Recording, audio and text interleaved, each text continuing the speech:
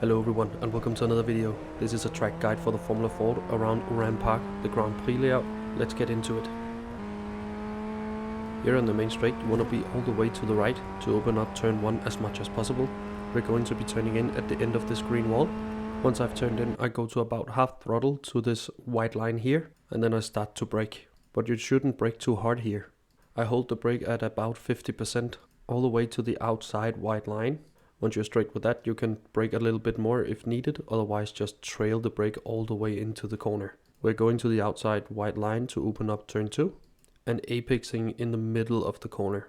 Once you get to the second bend, go full throttle and use all of the curb on the outside. Now I take the car over to the left side of the track.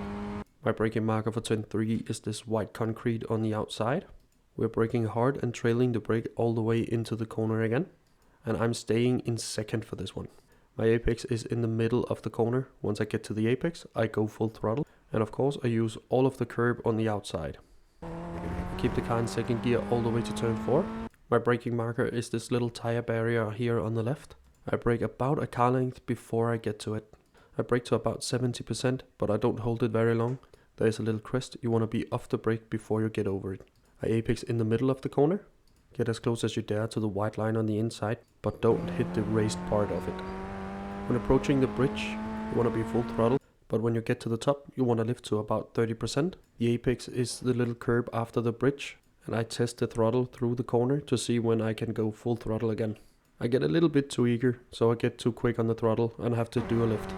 I go all the way on the concrete on the outside, and I brake about a car length before the curb in front of us. It's just a little hit on the brake to about 25%. Once you get to the curb, turn in and aim for the white concrete on the curb on the inside. Once you get to the white concrete, go full throttle and use all of the curb on the outside. For turn 8, I keep it in third all the way through, and my braking marker is the curb here on the outside. I brake to about 50% and trail the brake for a little bit. You want to turn in and take all of the curb you can. Once you get to the curb, you want to go full throttle and use all of the outside curb. The car will be sliding quite a lot here.